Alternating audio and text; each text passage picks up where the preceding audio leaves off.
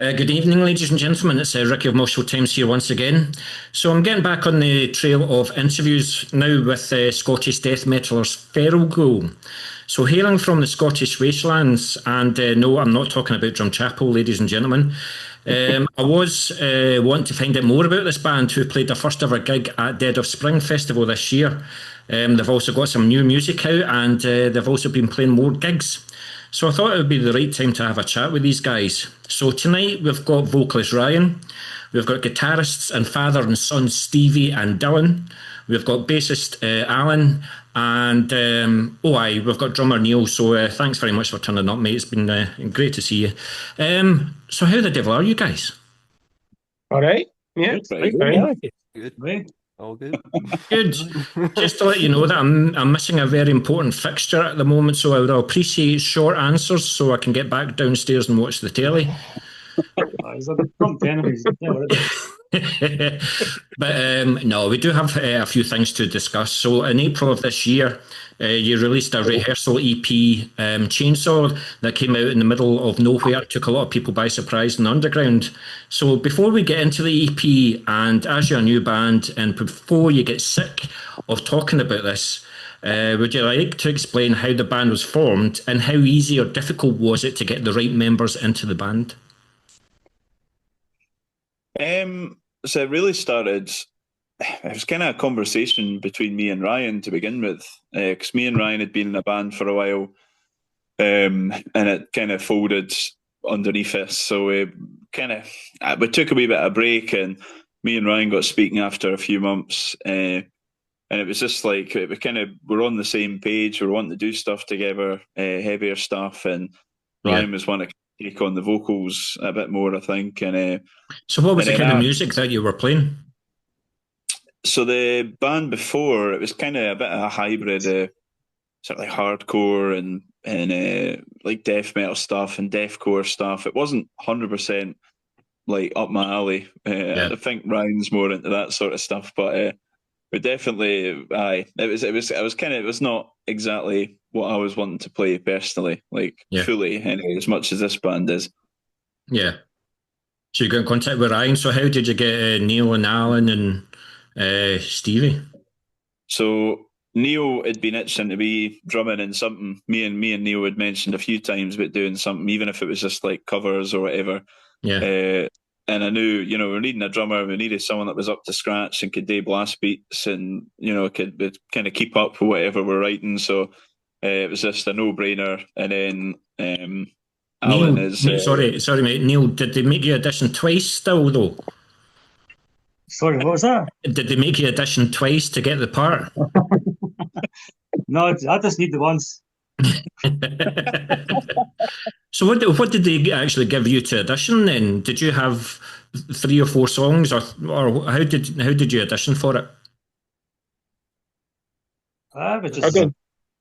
Wasn't really. I don't think he did. I think he was just the guy, and that was it. Just the man for the job. Sort of butting in, but me and Neil were in a band together in like the early 90s. Yeah. So me and him have been in bands together a lot, and Dylan's grew up knowing Neil, and he knows what he's capable of. We played in a band briefly all together, me, Neil, and Dylan, and our guy. Yeah. So it was kind of, he knew that Neil was the guy he wanted. Good stuff. But the final piece of the jigsaw is Alan. So how did you come across Alan then? Alan is my stepfather-in-law. He's the stepdad of my fiance. And I've got a lot of similar music interests and a lot of similar music tastes. And we were needing a bass player, and we were already kind of talking about a project with someone we knew, but that was just, could already tell it wasn't like getting off the ground quick enough for us. So I just sort of dropped it. I was a bit nervous, but I dropped it by him, and he went, you need to show what to do, but I'll do it. I was like, that's fine. But Alan's a guitarist. I know, I'm sure he'll tell you more about it, but he's been playing guitar for far too long.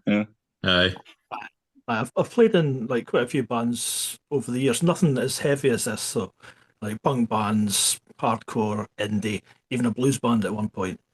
But I was wanting to do something that's a bit heavier, eh? I was never, back in the day, I was into the grindcore stuff, Doom, Extreme Noise, Terror, early Napalm Death, stuff like that. And at the point where it took a turn towards death metal, I wasn't so keen on it, so I missed out on a lot of stuff that these guys, they'll go, aye, that sounds like this, or it sounds like that, and I've got no idea what they're talking about, because I didn't ken the history of Cannibal Corpse, stuff like that. We'll teach you. We will teach you. Absolutely. But it's great fun. I really enjoy it. Well, do you know where else you can get to hear a lot of death metal? On my radio show every Thursday night. Definitely. So Dylan was impressed. So he's put a few new bands on his playlist and things like that. So tune in every Thursday, mate.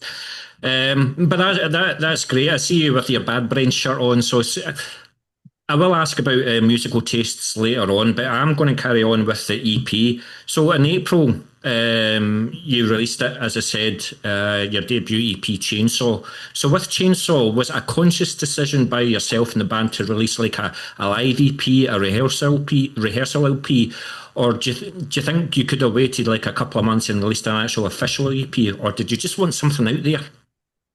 Yeah. We just did a recording just to see what it sounded like. I've got a wee Zoom digital recorder. In fact, this thing. Hey, yeah. So I just stuck at a mic stand in the middle of the practice room, and when I listened back, I thought, that actually sounds really pretty good. It's like, you can go and spend hundreds of quid in the studio and no get something as good as that. Yeah. It's not perfect, it's got a lot of flaws, but I think it says a lot about where we are and the potential of where we're going to go. Yeah. In a musical style. Aye.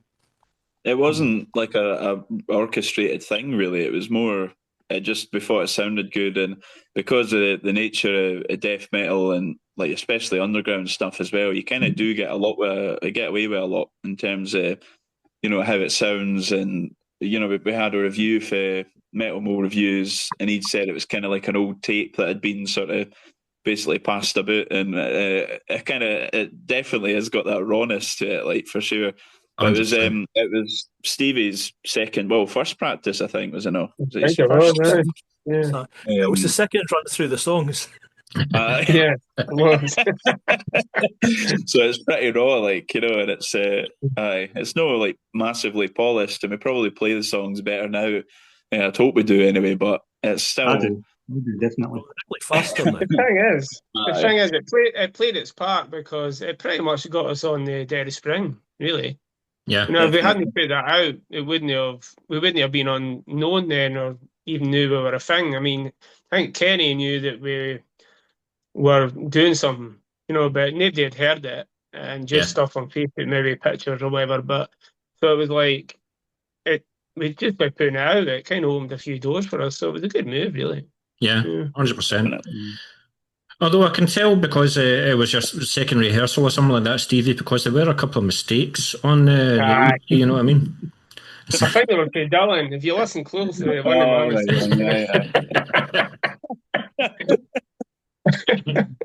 Good stuff.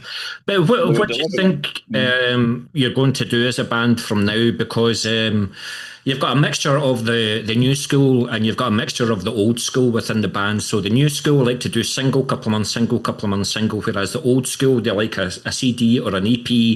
They like the physical product, they like the artwork, they like to read the lyrics and things like that. What do you guys see yourself doing now, moving on? Do you mean like going completely digital or putting it? Yeah, so whether you want to do like an EP, or whether you just want to do single, couple of months single, or whether you actually want to officially release something like an EP or an album, because I know that you, for example, Stevie, you've released a good number of albums in your time, and I bet you love that. But with the younger guys in the band, they might just say, no. Spotify. I would say a bit of both, really. Yeah. To be honest. Yeah, I think we're on the same page there, like. Absolutely. Yeah. I would agree. I think like putting a single out can be a bit of an event in itself, but then absolutely once we've got more songs and maybe a bit more of just sort of a bit more feel as to what the band is and what we're wanting to do. I reckon we'll probably do a bit of both. Sometimes singles, sometimes EP, maybe an album in the future. Yeah. I think we're in a position where we could sort of comfortably kind of try and feel out where we're going next with it. We've got a healthy flow of gigs, and we've got songs already sort of half recorded, and one that's getting pretty close to the end of the pipeline there. So yeah, I think we're kind of just taking it slow. We'll see where we go with it. Yeah. I mean, I can see it's like a double-edged sword. It's like single, couple of months single, it's keeping the name out there. Whereas when it comes to like an album, there's a lot of hype, but then it might take like another year and a half, 2 years before you release an album. So what happens in between that? You just don't know what to do. But you guys are experienced enough, and you seem like screwed on, so you know exactly what you're going to be doing. But again, with the EP, although it was recorded live, did you do any wee touches to it, like in the mixing on the mastering of it? It was just completely recorded live, yeah. Yeah, so that's like what it sounded like, yeah. Yeah. So where was it recorded? I've got a funny feeling it's not. Is it Tin Pan Alley? Yeah. Immediately, as soon as I saw that, I was thinking, is this a 10-pin bowling alley that they've got a wee back room or something like that? That's a rehearsal studio I've rehearsed in for the good 10 years, maybe more, 12 years. With my previous band, we started rehearsing there. I actually went to school with the guy who runs the place. He was always trying to get us to come there, and we ended up going there because the studio we went to at the time was closing down or letting us down. So I started rehearsing there. Dylan's rehearsed there with our previous band, and I don't know, he just started rehearsing there. It's kind of in the middle as well, because they're all like over, leaving with Neil's a wee bit the same away, like Kelly, and I'm England office, so I'm closest. But it's just a good place. It was a great place to rehearse. I mean, it's a big room. It's not like a small room. That's what I was liked about it. So Neil, how often do you guys get together then, and to either rehearse or like try and get new tunes down? How often do you get together? That's once a week, yeah. On a Wednesday. Morning. So do you find that it's quite quick then to generate new ideas and pretty much get songs done? Definitely. I mean, Dylan Stevie's always got a million riffs just waiting just to start something new. I've got a couple new tunes going now, so I'm sure we'll get them sorted tomorrow at practice. Material. Yeah. So I have to ask you, Neil, who's the guy that sends you a riff at 4 o'clock in the morning and saying this is my best work yet? You have to listen to this. Is it Dylan or is it Stevie? Probably none of us, because we hate work. Stevie will send me a message probably if he's night shift, maybe 1 or 2 in the morning, and just a wee video or something, Yeah. So we'll be Stevie. Ryan's definitely capable of that as well, for sure. Whether it's because Ryan writes some of the riffs for some of the songs already, and one of the new tunes in particular as well. But he's always like send me something at like 2:30 in the morning or whatever, and I'm just like, what's he doing? It's just like the most crazy riffage you've heard. Ryan's definitely capable of it as well, like for sure. Well, do you know what I was going to say earlier on? Before the interview, ladies and gentlemen, he said he's a multi-instrumentalist. He can play absolutely everything. And now you're telling me he sends riffs at 2:30 in the morning. Do you have a full-time job, mate? Yeah. You just don't sleep? No, not really. Get 2-3 hours every night, maybe. That's crazy, man. That's crazy.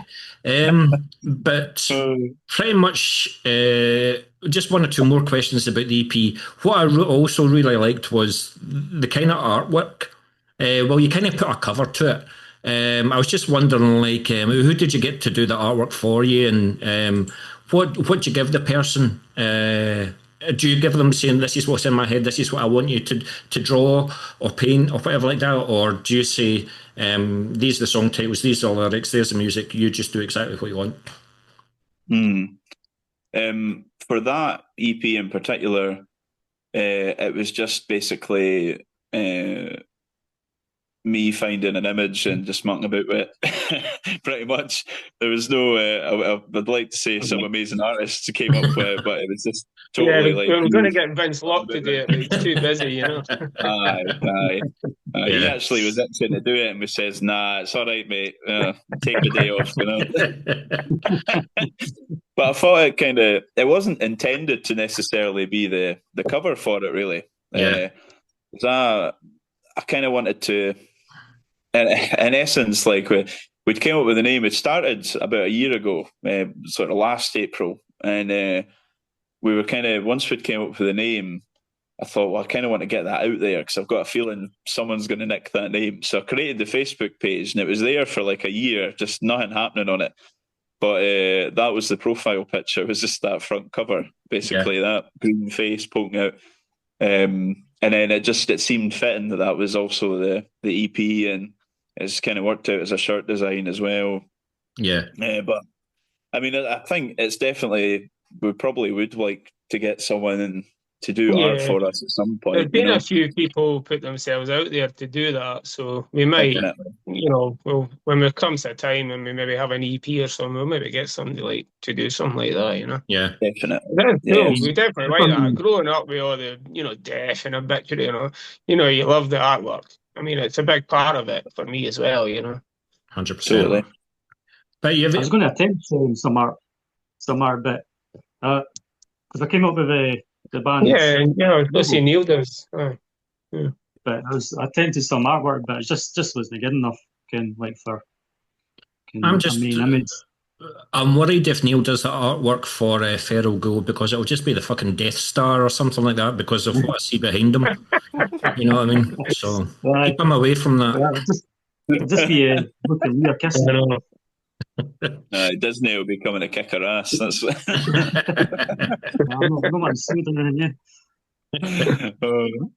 I mean, we all love a horror death metal. Mortician, the guys that started, but I mean, there's so many bands around at the moment. So many bands. You heard me play, Dylan. Tenebro, who came over for Dead of Winter, they were incredible as well. Just horror death metal. So that's why I appeal to a lot of people. That cover. So fair play for you, Dylan. But another obvious thing that stands out from Chainsaw are the song titles. So what? I think I've done a spelling error here. Feline. Oh Christ! What is that one? I've done a spelling error on my sheet. Machine. Yeah, which I played on my radio show last week. And another one I have to ask: Anal Fisting Spike of 2006.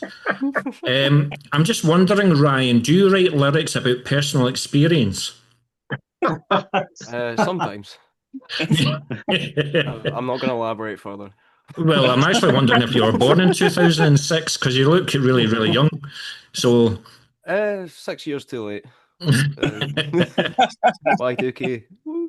Yeah. But that's what I also love. It's just tongue in cheek. It's just fun. It's humour. I know that you'll talk about hacking people to pieces and orgasms and all the rest of it, but it's all tongue in cheek and humour as it is. Totally. Yeah. I think the whole point with the titles and lyrical content and all sorts is really like, a lot of death metal bands and a lot of metal bands can sometimes take themselves too seriously at times. Not everyone, but I think there's only so much songs that you could hear with like a sort of a carcass like overly medical name or whatever, which is still great. I've still heard some amazing ones, but I think like funnier or more outlandish titles like appeal to me personally a bit more. Cremulation, they're playing. I think it's the Dead of Winter. They've got Blunt Force Korma or something like that. I think it is. And I thought that was a brilliant title. It's like one of the best song titles I've ever heard. But it's just stands out. It's I think there's tons of song titles that we could have wrote about zombies or slasher films or whatnot. I'm sure the thing is as well, it's like when you look at Feral Ghoul and stuff that is popping to Facebook, it's all kind of based around the nuclear thing and all the rest of it. So the obvious thing would be to write songs about that. But I think that kind of takes folk by surprise a wee bit, when you just come up with some random fucking title, and it's like, Yeah. what? Although Feline was popular with the ladies at the audio. So there you go. He did And say in cat the lovers chat. in general, but the ladies in general.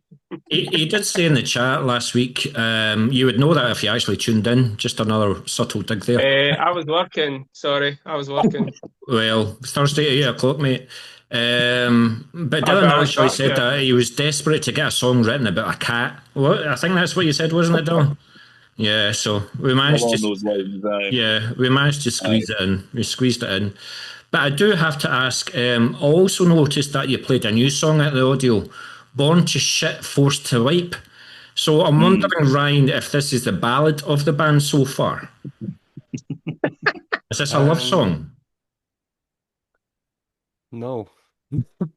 I don't think we've got a ballad yet. That's got cello in it, to be You've fair. given me an idea. That's got cello in it, so it's pretty close, I would say, to our ballad for sure. Yeah, I don't think you're going to get Nothing Else Matters anytime soon from us. But I thought that the other new one, you've not heard this one yet, but we've got a one, and I think you mentioned it one time, Dylan. It was like the ballad of songs, SOD. Aye. So we've got The one that's ballad of called Jimi Hendrix. that sort of style. But this one, it did start off being a 15-second song, but it got a bit faster, and it's called "The Water Is Turning the Frogs Gay." So that's quite like that's a love song. We played that at the last gig, actually. Did you? It's quite inclusive as well. It's quite an inclusive song, I think. Yeah, absolutely. Your guys' hearts are in the right place. You're definitely right. But I also wonder, Alan, is that your favourite song as well because of the bass solo at the beginning? This is me and I'm the bassist and I'm playing myself for like 30 seconds. Well, I do like that, but I prefer it when I get on the bass synth. Yeah. And I do some of that because I love my prog rock as well. So they've not let me do Bass Odyssey yet. But if I've ever got to fill like half an hour, I could drag that We one. haven't disallowed it yet. Not We've yet. not done it yet. Just watch out, guys. I think he's turning up to rehearsal tomorrow with a fucking 5-string bass now. Oh, no, that's a step I've got too one to far. borrow. No, thanks. We're going to sing lyrics. We're going to sing lyrics about swords and dragons and and dungeons and shit. Christ. But also, Stevie, I couldn't help but notice that. I think you also loved that song as well because it gets you to use that whammy bar of yours in your guitar solo. So you looked particularly Rick Ross when you were playing the guitar there. All right. I'll take that. Yeah. I like my whammy bar. Yeah, you can't bet about whammy bar stuff. It comes more from Jeff Hanman, Kerry King school, but Rick Ross is all right. Aye, absolutely. Favourite guitarist of all time is James Murphy. I'm sorry, no disrespect, Dylan or Stevie, but James Murphy's the man. Oh yeah, James Murphy's the man. He was on so many absolute classic recordings as well, Oh, incredible. Cause of Death is my favourite death metal album of all time. Cancer, Yeah. The odd one. Yeah, he was cropped up in a lot of like guest, Malevolent Creation and everything, and so I respect him a lot. Like he's one of my faves from back there. Yeah. What's his solo album? And Testament as well, actually. His work on Testament's amazing. Even though he can't remember one of the albums. Yeah. Because he had the brain thing, so. Yeah. But I really liked his project, Disincarnate, as well, Dreams of the Kingdom. That was a really good album. Quite hard to get, actually. Yeah. Right, thanks very much for coming back, guys. As my screen has just went white because question. Right, thank you. So, what does Feral Ghoul have in store for the underground now that Chainsaw is like a few months old? Do you have anything in the pipeline for us? There's definitely. We've got a single it's mostly recorded. Ryan's just doing some retouches with vocals and whatnot. and then once that's done, it'll be mixed and probably fairly quickly mastered as well. It's been recording by Ross from Decomposed Audio. He was also in a band. It's a one-man project called Decomposition, I think it is. Okay. Pretty heavy stuff, I think he's just put out a new album or EP or something like that. Yeah. And also Joshua Patterson. So they were both at Fife College, and they'd sort of, through a friend of a friend, says, "Look, we're wanting to record you. We've got the time in the studio," and we thought, "Sure, let's do it." So they've basically recorded. I think it's about 4 tracks or something in total. Okay. We've sort of got the basis of the other 3, but this one main one, which we've played live already, it's Death Washer. We're basically waiting to get that in ready state to put it out. So that'll probably be our next release. Hopefully by the end of the year. I think we're pretty confident it's going to be end of the year anyway. But soon, I would say. Yeah. Definitely. I was just wondering if you could play it anywhere as a wee exclusive, like a week before it comes out or something like that. Do you know? Do you know where you can play it? I'm sure I kid some guy. Yeah. I think his name's like Dickie or something, But that's what I'll do. Like, whenever your single's ready, I'll get one of you to come on, and it'll be your set list. It'll be your playlist. But we'll also have like the new Feral Ghoul stuff. So we'll definitely do that. But maybe for some of you, definitely not all of you. If this sounds like a bit more of a professional recording. So how does it make you feel, like actually going into the studio, all the band is watching you doing what you're supposed to be doing, and it's been recorded? How does that make you feel? Are you worried about it, or are you just going to take it in your stride? Yeah, not worried about it. A few times. Stevie, you've been doing this shit for decades, so I knew you wouldn't be worried. But I was more or less giving this to like the new school, because I don't know if they've actually released anything officially before. Yeah, I've done a couple of times. an EP and an album with my 2 other bands that I'm in, and also a couple of singles with the previous band as well. But they've all been quite different. They've all been pretty different experiences, and I have to say the most recent recordings have been pretty chilled out. Really, we're all quite relaxed. Really, in Feral Ghoul, it's quite a laid back band. So like the whole recording sessions, I mean, there wasn't that same sort of pressure. There's the usual sort of, I've played the song loads, and then as soon as it starts recording, you just forget everything. It's definitely that. But I think that happens with any band, no matter what it is. So yeah. But I don't know about Ryan. I don't know if Ryan's done too much recording. I don't know. Well, my first band released 2 singles, but they're no longer on Spotify or anything like that. Right. And I've released 1 single. How do you feel about going into like a professional studio and stuff like that, and just you have all the 4 guys standing behind the recording guy and just impress me? How do you feel about all the rest of the guys watching you? Well, we couldn't actually see him. he was round the corner behind the blanking thing, so was he? He probably wouldn't be bothered, It felt kind of natural though, because I used to do that course at that college anyway, so I was familiar with everything there. So yeah. Also, when we were recording the main, for to get the drums done, Ryan was doing like a guide vocal, so we could hear it all. We know what it would sound like. We all know we're capable of doing it. Alan's done recordings for years as well. Yeah. And like I say, me and Neil back in the 90s, we done like our first demo together and everything. It's not available out here. Maybe we'd like to try and get it on some of the Spotify or something sometime. But we were around a bit of time in golf. We used to play a bit in golf a lot. So that's how I know Dave, and that's how we were in a band together for a while. So, we all go back. We all ken each other, Yeah. Well, it's good to see that these guys are back as well. So, aye, totally. Brilliant. Absolutely. It just shows you like death metal's in your veins. Like once you play it, I mean, I had an interview with Leprosy from Sweden, and they released 2 demos in 1990. But Nicky just reformed the band this year, and they're now releasing their first album and stuff like that after 35 years and playing their first shows after 35 years. So once you start playing death metal, it's always in your veins. So Definitely. Yeah, definitely. maybe Stevie, you're going to be the oldest guy ever in a death metal band, and in Scotland anyway, you know. And Nah, I'm older than him. Alan's older than me, yeah. Good stuff, good stuff.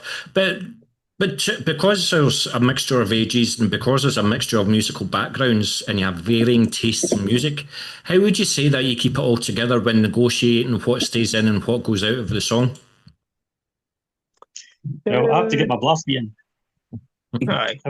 That's all right. As long as there's a blast beat, Neil's happy, you know. Well, I don't think you got it in that song at the audio that I watched. The one that I just talked about, Shit World, or whatever it was. No, there's no blast beat in that one.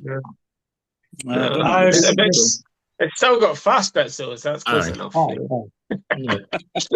It's just We've got a spray bottle, you know, just in case he's trying to do a blast beat. We just go, that stops it.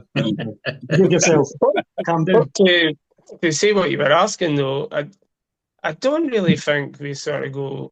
I think it's really been said, "Oh, that's no good." The way that Dylan finally said about this band to me was that they'll try anything.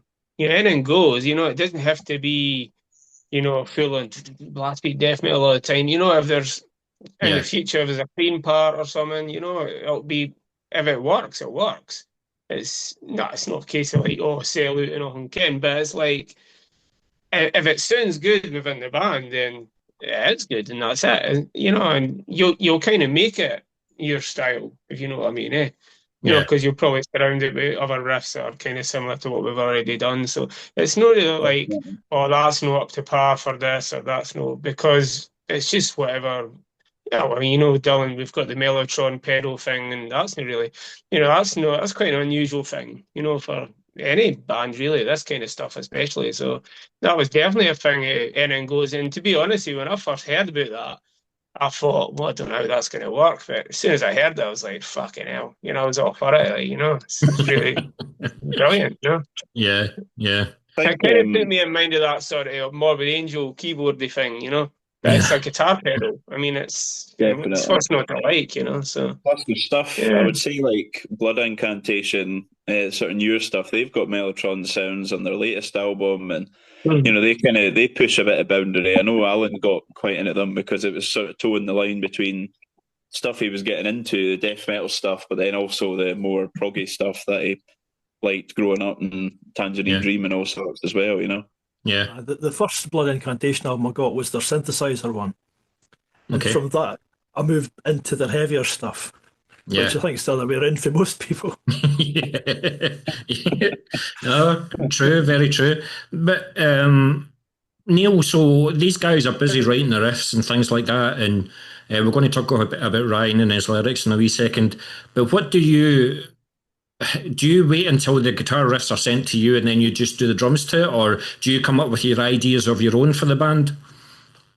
Well, normally I just wait till practice to hear the riffs, and I'll just maybe listen to the riff, play a wee beat, see what the boys think, you know, what they think, if they've got an idea, what in their head, what they want to go with the riff.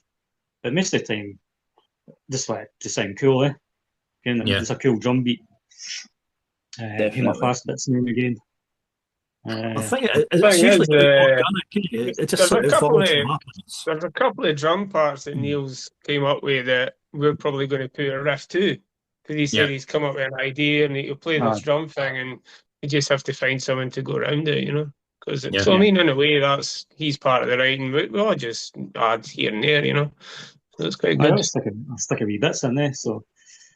And it's in right, Neil. There's been times where I've maybe wrote a riff and thought, this is the sort of drum beat I'm thinking of. This is the sort of drums I'm thinking of for this bit.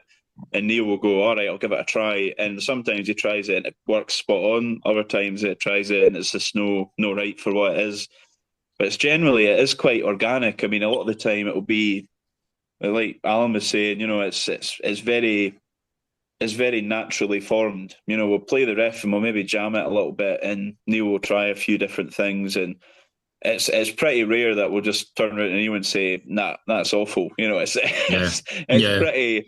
We'll be like, what if you try speeding this bit up, or try this, or sometimes Neil will come up with his own idea as well, and it just totally adds to it. I think the whole point of a band is collaboration. Really, it's getting the mixture.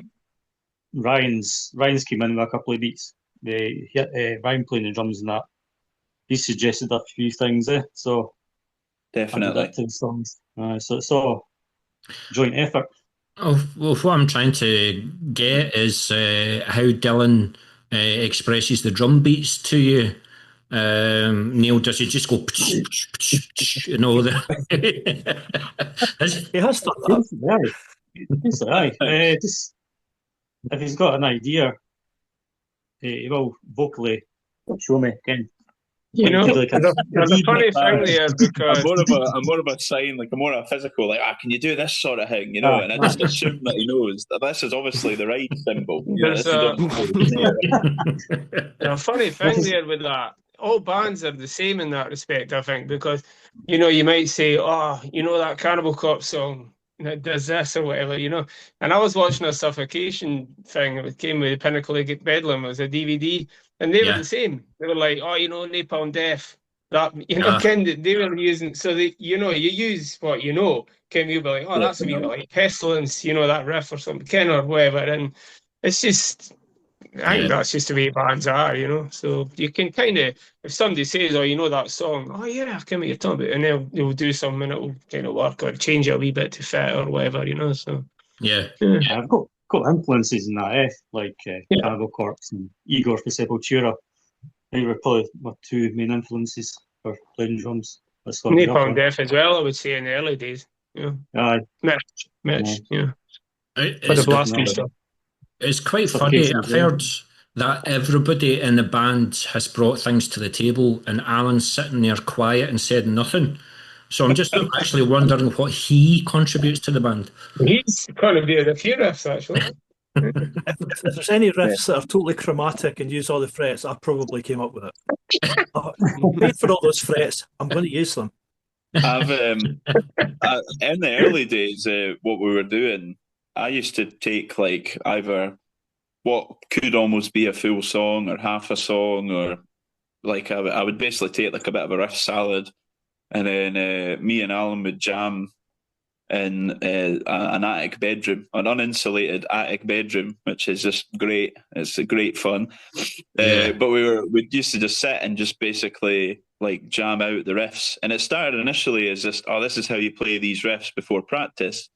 But then it became a thing where it was we could kind of feel it out. And I've got a tendency to, I love loads of riffs in a song, but Alan kind of comes more for the punk background. He says, what if we go back to that? Or what if we cut that section and, maybe alter a bit here? And I think it definitely helps, because otherwise you could kind of get lost in it a wee bit, and it's just, you lose some of the, catchiness. And I suppose I always think you don't want to put all your eggs in one basket for a song. If you've got a great riff, it's a hard decision to go, right, should we use it for this small break here, or should we use it for a whole verse in the next song? Or that's probably the hardest bit. But Alan's been pretty good at kind of orchestrating and saying, well, actually, what if we try moving that? Or I think we kind of, whenever we've been writing tunes in general, it's been a case that because we practice, we only really practice for a couple of hours. No. So we'll play the set once or twice, and then we'll go, right, for the hour, who's got an idea? And we'll start building on it, or maybe we've already got half a song in the works. And then when you play it back, you think, you know what, that riff's just maybe not quite working, or it needs to be slightly longer, it needs to be slightly less, or it's sort of a feel thing. We don't try and rush through songs and write 10 songs, because we definitely could do that, but it would sort of lose its quality. It's quality over quantity, really, isn't it? Really, that's the only motto we live by. Yeah. Who's who's the moody one? Who's the one that's hardest to please? Because imagine if Stevie came with, "This is my best riff. We wait and you hear this, and you guys, nah, it's not working, mate." He just goes in the corner and sulks. That's no harm, yeah, but you never know. There's still time. There's still time for that. Like, you know. But is there a moody one? Is there one that's hardest to please? Is there a perfectionist in the band? I think we're all perfectionists in a way, aren't we? Yeah. You know, we just wanted to say the best I can, whatever we're doing. Yeah. I don't think there's a moody one at all. Like Dylan said, this is the most laid back band I've ever been in. You know, There's no egos. I mean, no egos at all. Absolutely. Let's say I've kent Neil forever. I was his best man once. I've known Alan for a long time as well. Dylan's my son. The only one I didn't ken's Ryan, but I mean, he's just, you know, we just all get on together and we just do our thing, and there's no arguments or egos or anything like that, you know. It's like, it's a good fit, really good fit. Good. I think Alan's definitely, if we're playing something or whatever, sometimes depending on what it is, I'll be like, I'll look to Alan thinking, what's he thinking? You know, because he's the one that just absolutely would put up with no nonsense. Like, you know? It's like the daddy of the band. Now, listen, I've never had a band split up live in an interview before, and I don't want starting to hear. So far, nobody's had to go and stand on the naughty steps, so we've been all right. Good stuff. The final piece in the jigsaw in relation to the music, Ryan, do you? I'm just wondering, like, what type of lyricist that you are. Do you watch a lot of films? Do you watch a lot of documentaries? Do you read a lot of books? Do you have like a notepad and pen? You open the door, you see something in the street, you take a note of it, and you come back to it later on. So when these guys write music, you've maybe got a pad which has got like 15 songs on it, and yep, that one will fit into that song. What type of lyricist are you? Well, I play a lot of video games, so like Fallout, obviously, the band's named after the ghouls, Feral Ghouls, Elder Scrolls and stuff like that. So Yeah. I love Bethesda games, basically.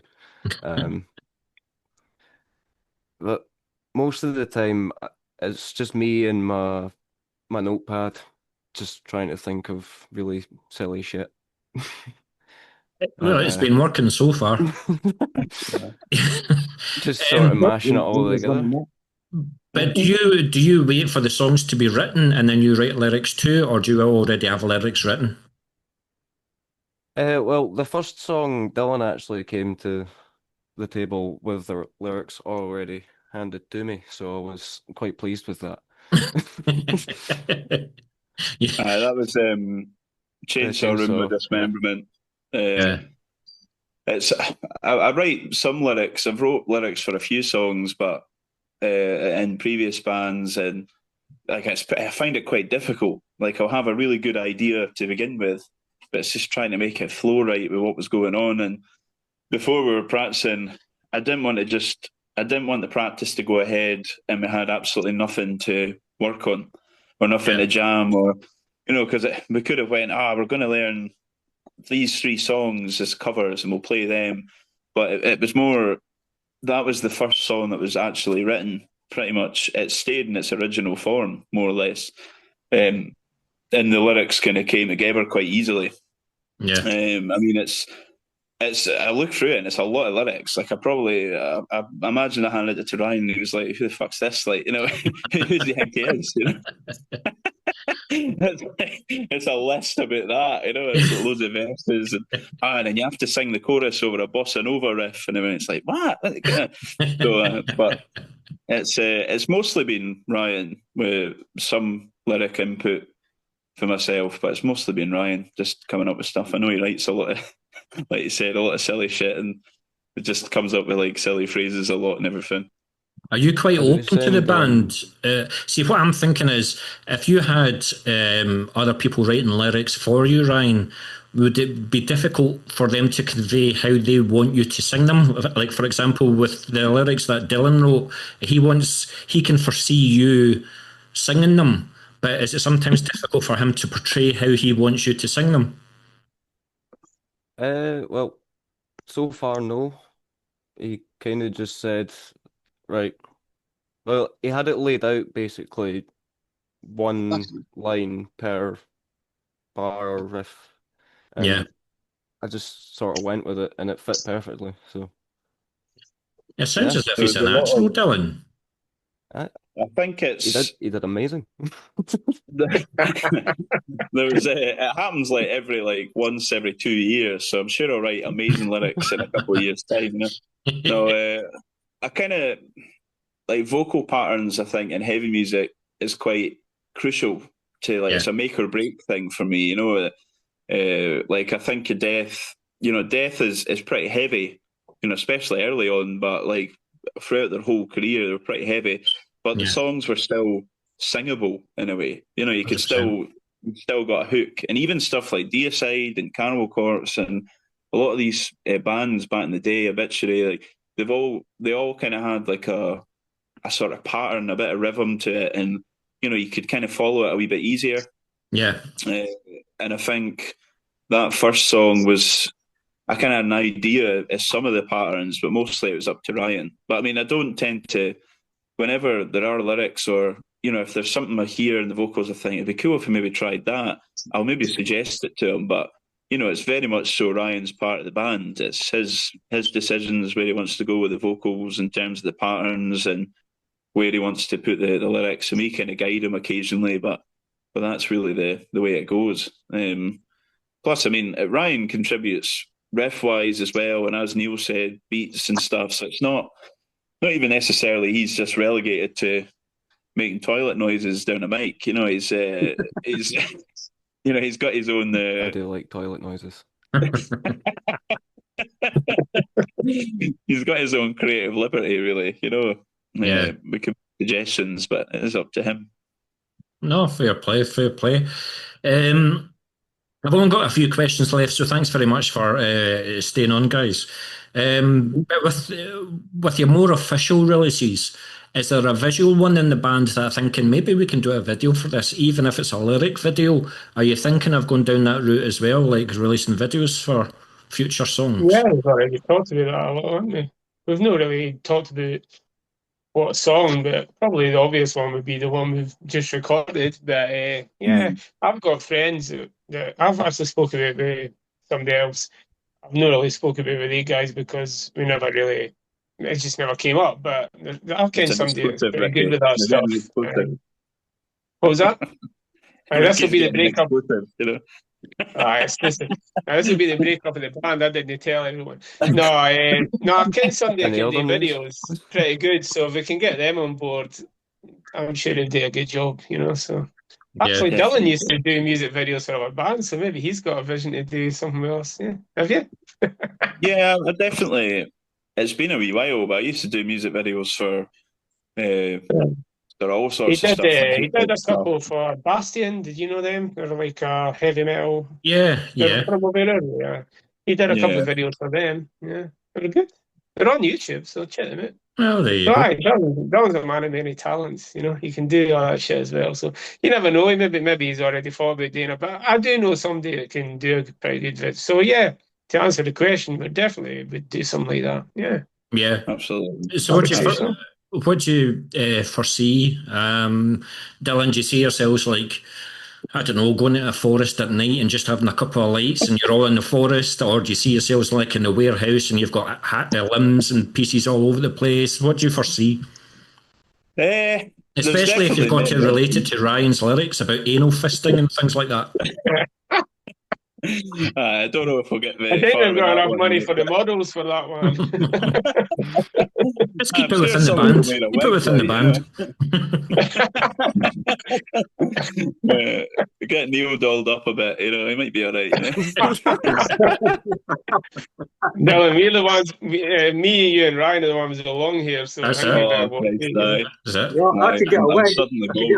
Yeah. We're getting Neil a wig. That'd be sorted. Yeah, I'm going to do that thing. A bit of lipstick for Dylan and Stevie, and nobody would notice a difference.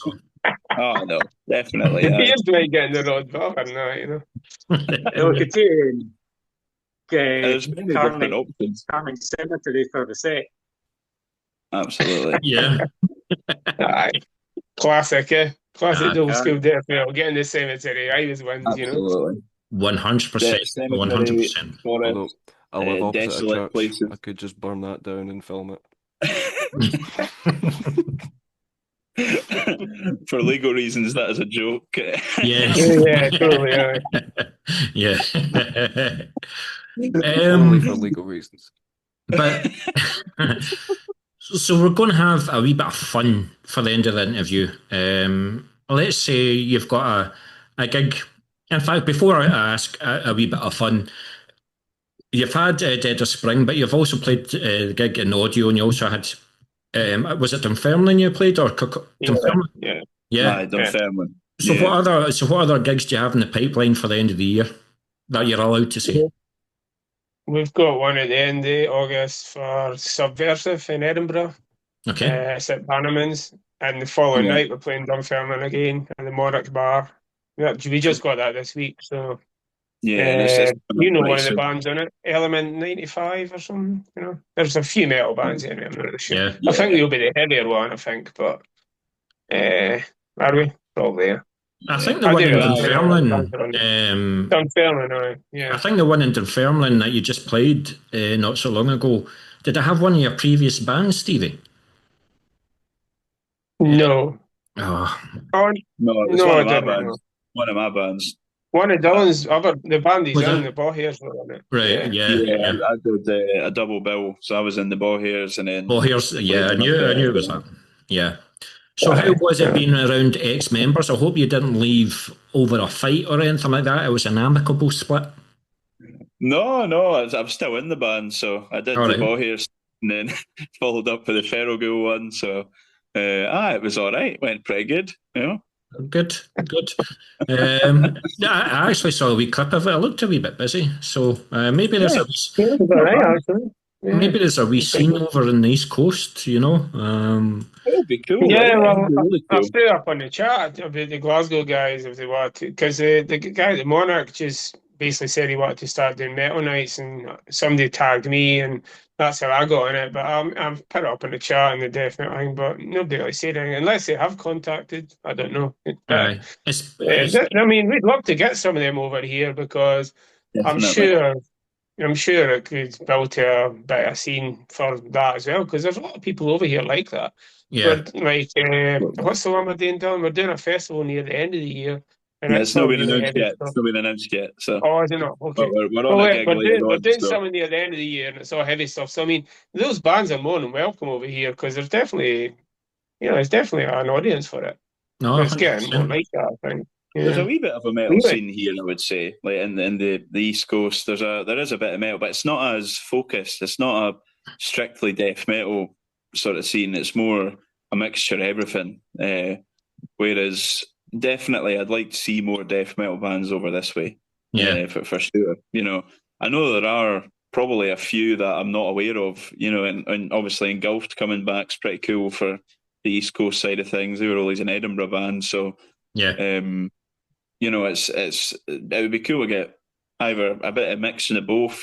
Some for the West Coast coming over here, some of the East Coast going over to the West, and just sort of spreading it about. Spreading the death metal about the UK and mainly Scotland. I mean, Stevie will know, like back in the day, you only really had like Corpse and then Extremis and Versus from Edinburgh. There weren't really much anything else. Corpse were the only one that got a record deal, for example. But I cannot remember the Scottish scene being so strong. But talking over the East Side, I think the only other band that I know over the East Side is Melted Messiah. Oh, yeah. So he's played for me, like when we done Moshville Times Festival, and I've interviewed him and stuff like that. He's a character, Mr. Golder. I've known Mark for years and years Yeah. before. He used to do a solo one-man band thing. He had a drum machine, and he used to pick gigs on and all that. That's long before Melted, but I've known him a long time. Aye, nah, good stuff. But we are going to have a wee bit of fun. I'm going to ask each and every single one of you, your next gig, you've got a 30-minute set. What's the one song off the set list that you're looking forward to playing the most, and why? So, if anybody's ready, they can go first, and I'll give the other guys an extra 30 seconds to think about it. So, in fact, Ryan, you look cool, calm, and collected, mate. I'm just going to go straight to you. What's the one song off the set list that you're looking forward to playing the most, and why? Chainsaw Roomba Dismemberment, because it's probably the only one I'm going to be able to do without running out of breath. Ever the optimist, Ryan. Very good. It must be an absolute bitch, Ryan, where you've got the guitarists writing spectacular fast riffs, but then Dylan gives you the lyrics and there's like 10 words and you have to say them within 2 seconds or something like that. So it must be, you must have a talent, mate. You've got a good talent stuff. It's just because it's first in the set, that's why. After that, I'm gassed. Well, you weren't gassed with that audio clip that you had in your Instagram account, so I think that was one of the more times I've seen you like jump around on stage because do you know, it's got groove in it, and that's why I especially like that song. So keep that in the set. We will. Neil, what's the song that you're looking forward to playing the most, and why? Anal fisting, obviously. It's just the start. It's Good just song, so man. heavy. And if you listen to the Ivory Blacks recording, the anal fisting, that sound is just immense. Yeah. And comes into the blast beat. It's just fast and furious, that whole song. That's my favourite, like, definitely. Do you not like slowing down and getting a double bass in and stuff like that? Or you just want to play grindcore blasts all the time? No, I love the double bass as well.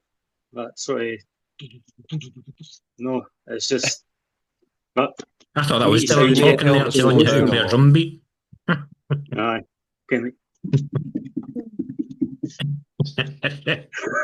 I like it. Incredible sound. I like I'll it. blast a few songs if you want. Anal fisting for me. Good stuff, good stuff.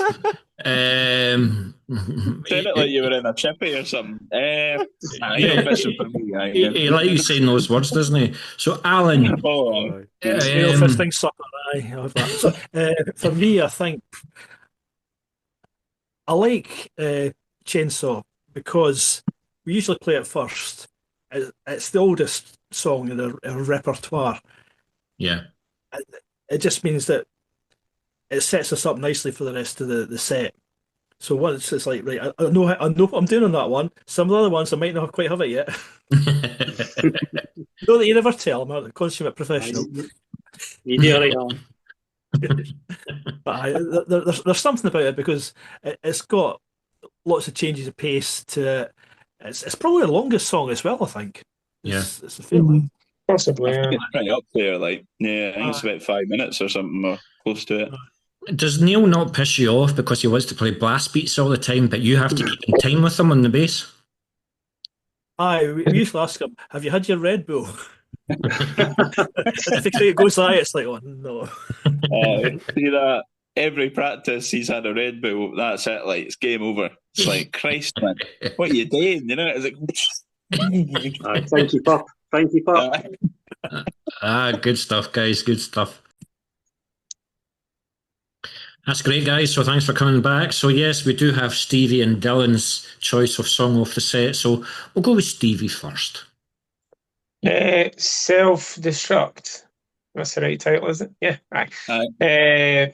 I'm not too good on the titles, so I'm just pressing that. I like that one. I don't know if you've heard that one. Is that on the? I haven't heard that one. No, it's not on the EP. We haven't played it though. I think we've played it all the gigs. It's a right headbanger one. It's a wee bit more. It's not as fast as some of the other ones, but it's a proper, Exodus kind of chunky thing. Yeah. I just think it's a real headbanger. Really, it kind of breaks everything with that speed as well. It's kind of groovy and it's got a lot of punch. I like playing that.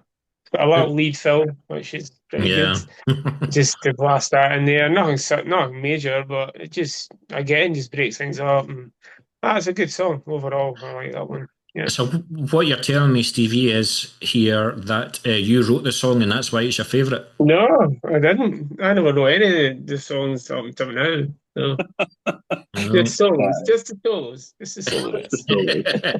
The Death Watcher, which we've recorded, has got like quite an epic bit in the middle, sort of very reminiscent of like spiritual healing, human era sort of death stuff, and he does a solo kind of in that middle break, and it's just that's the proper lead, whereas this is more the Slayer worship, abuse the whammy bar, just total going for it, Good stuff. Good stuff. Right, Dylan, go for it, mate. It's tough because it really changes every gig, but I think probably Born to Shit first to white, because it's I like it mainly because it's mainly the sort of end section, so that when we kick into the middle part where there's the cello and then it comes in proper heavy, it kind of reminds me a lot of stuff that I loved, the Paradise Lost, My Dying Bride, that sort of the more gothy stuff. I'm a major Type O Negative fan, so it's kind of probably a bit of that in there as well. But it's like that, just that sort of slow build up and then the big release of this heavy, total swinging riff, really. Plus the verses are they're kind of, the verses are quite a sort of strange riff as well. It all comes together quite well. It's like sort of mid-pace riffs, choruses are faster, then you've got this sort of slowdown in the middle and everything. It just feels good. It feels like a well put together sort of song overall. I mean, that's the perfect death metal song for me. It just builds up in the atmosphere, and then you have the blast beats at the end or whatever like that. I mean, if you were to give me an album that's 30 minutes of blast beats, you kind of get bored after a while.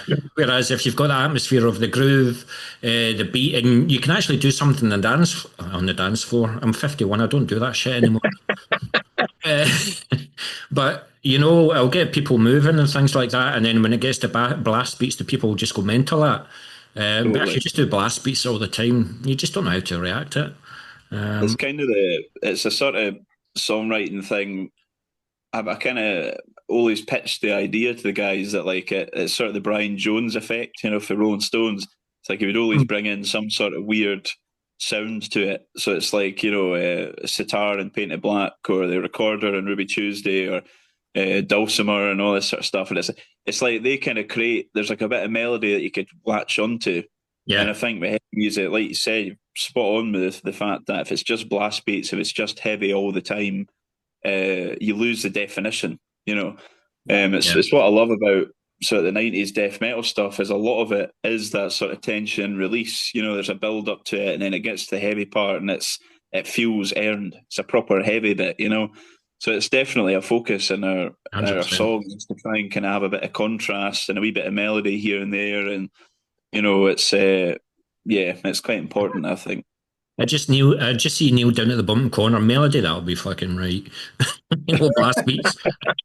I like my groove as well. I like the sort of the slow, heavy beats. There's a few slow, heavy beats in some of the songs. 100%. 100%. I mean, I love Origin. Like, I love Finite by Origin, but if I was to see him for an hour long set, I would just But anyway, I'm glad that I've opened another 40-minute section of this interview, because this is now the time where I ask what instruments you use for the recording of the EP and maybe what you do in the live front. So this is where you guys get to talk forever and I'll just sit back and relax. So I'm just going top left is Ryan. With you being the vocalist of the band, do you do a wee bit of research to find out what mic gives you the best sound, or are you just give me an SM58 and I'll fucking sing into it? I was just give me an SM58 and let me sing into it, but I just bought my own mic, so I use an SEV7 now. So what made you buy that? Had you read reviews? Were you recommended it, or did you try a few out? from what I was basically just looking at reviews, with the like looking for something that was robust enough that wasn't gonna sound fucking terrible. Yeah. Yeah. But try not to break the bank as well. So it's a decent mic. I'm gonna use that. So No, I've not had any issues with it yet. no, fair play, mate. Fair play.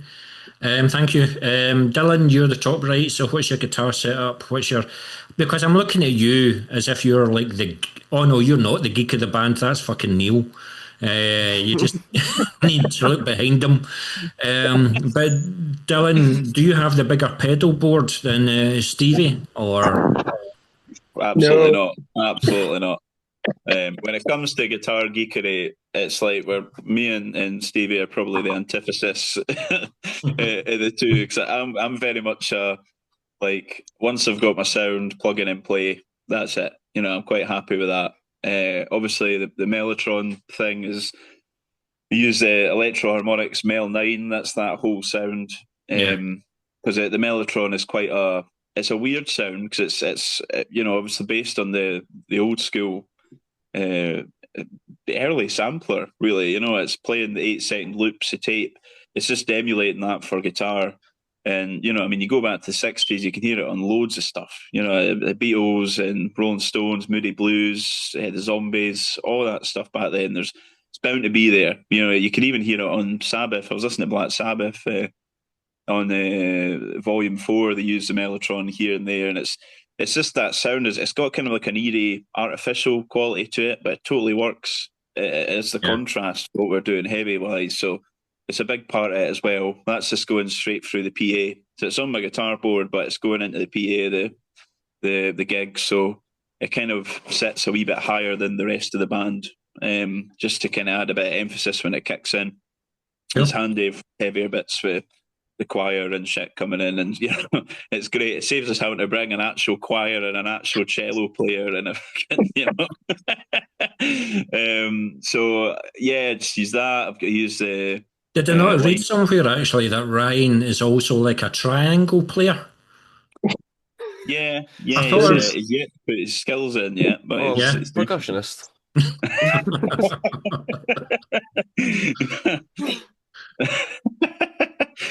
But yeah, it's I just sort of try and keep things simple. It's a line 6 uber metal for the distortion, a wee EQ to try and kind of shape it a little bit, a chorus for some parts of the songs.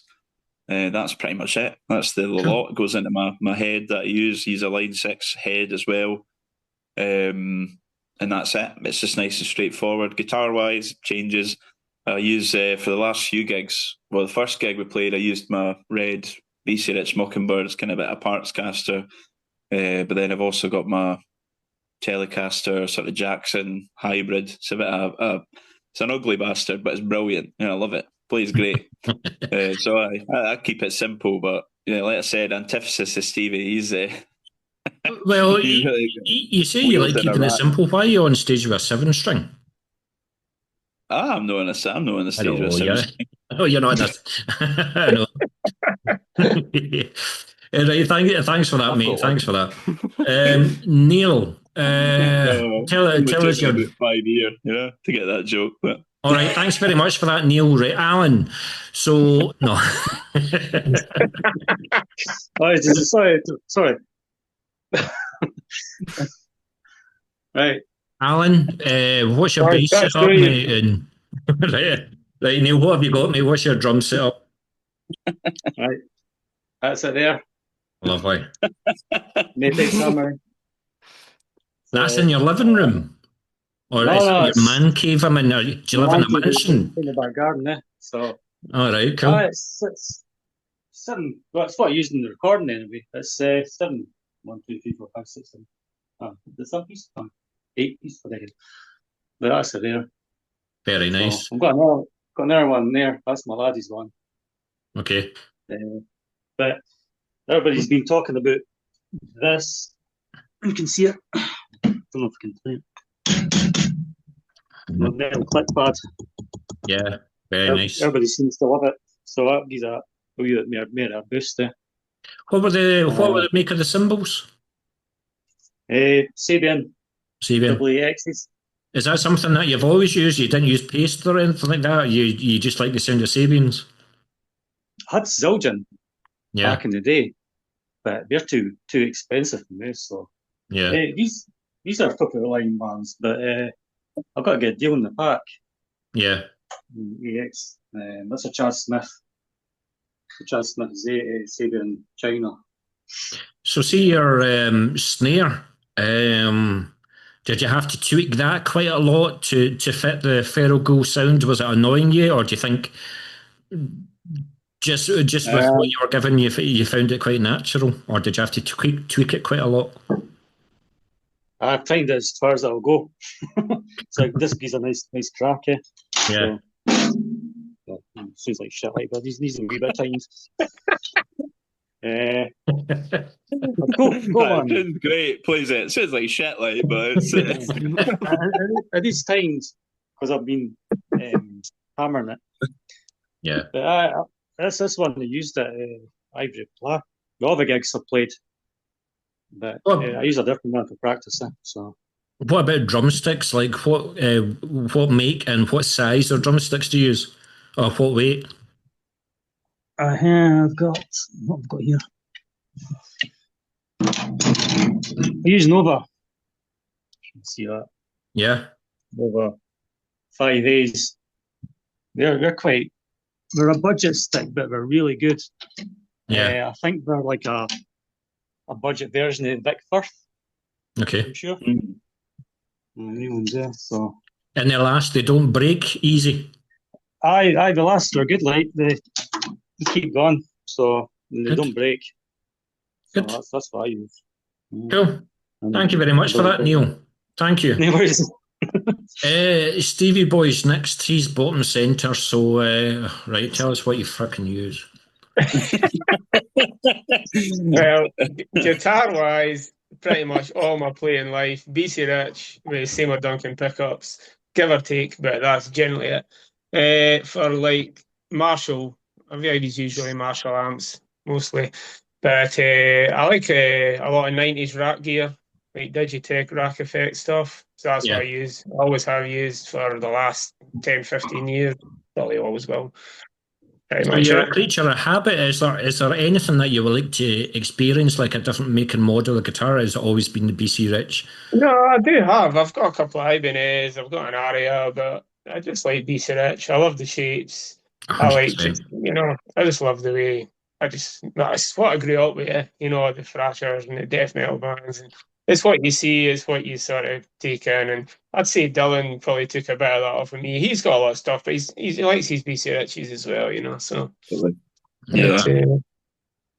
But I mean, between my pedal board and my rack stuff, mine's is definitely bigger than Dylan's. Absolutely. Does it take two of you to carry the pedal board into the gig? Just a bit, like a coffin. Well, listen, guys, it's been an absolute pleasure talking. Oh, sorry, Alan. Sorry, you hid behind my mic there. It doesn't matter. It's just bass. Listen, it's a 4-string fucking instrument that you play.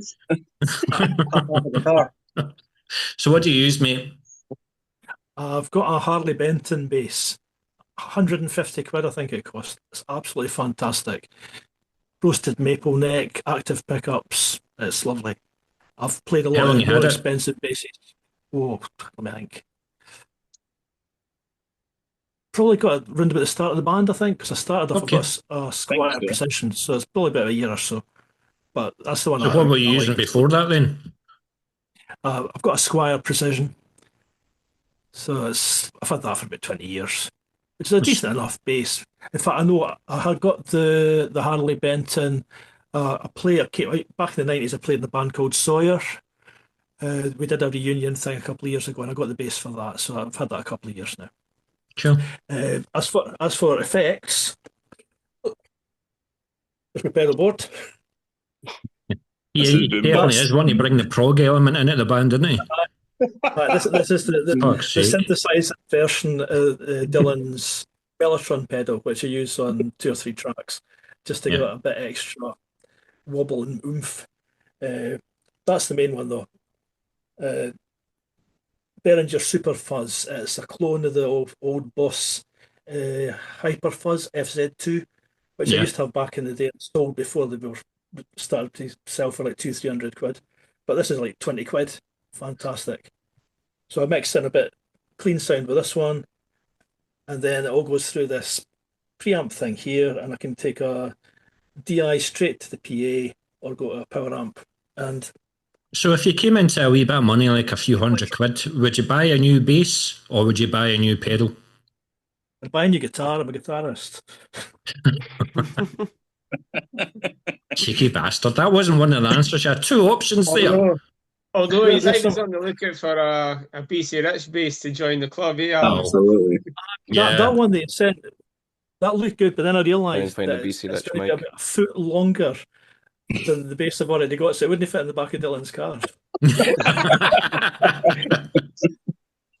I was about to say, in relation to the BC Rich bass, you were the one that stole Glenn Benton's bass guitar, didn't you? Way back in the day. But anyway. But listen, guys. Taking attempt at a confession there. Very good. It's been an absolute pleasure speaking to you guys. This will go out in Moshville Times socials. It'll go out in my socials. I'll obviously send a link to you guys. And you can spread it all about. Simple question. Where will we get to hear all about Feral Ghoul? Where are you in the socials? So we're on Facebook, Feral Ghoul, and we're on Instagram as well. So we're Feral Ghoul Band UK is the Instagram handle. It's mainly we try and do both, but Instagram seems to be more the sort of place for all the UK death metal stuff. Yeah, it's how we've learned about some of the other bands that are up and down the country and across the water, all the way to the west. West Coast, East Coast, all sorts. So Instagram tends to be the main place, but we do post on Facebook as well, and that's really where you'll hear everything. Pretty much gigs. We always try and promote gigs quite actively. When we've got sort of releases, we'll probably be pushing them quite heavily on social media. And then, probably personal Facebook as well. Everyone in the band will no doubt share it about as well if you're pals with us. So, you can't get away with it. Now, once we've got a track, it'll be, I'm sure we'll be able to get on a radio show with a very handsome radio presenter. Possibly his name starts with R. So, is it rock radio you're talking about, or is it? No, that no, that would be cool if I get a wee exclusive and get your friends and your followers to listen into it before it's officially released. Absolutely, I'm up for everything. But yeah, it's been an absolute pleasure talking to you guys. I know it won't be the last time either. But yeah, just as and when you're ready to release things, that's when we'll talk again. Well, apart from Neil, I don't like him because of what he showed me on his background. But I wish you guys all the best, and ladies and gentlemen, keep your eyes out for Feral Ghoul because I'm not going to go away. Take care, guys. All right. Cheers. Cheers, man. Yeah, thank you. Yeah.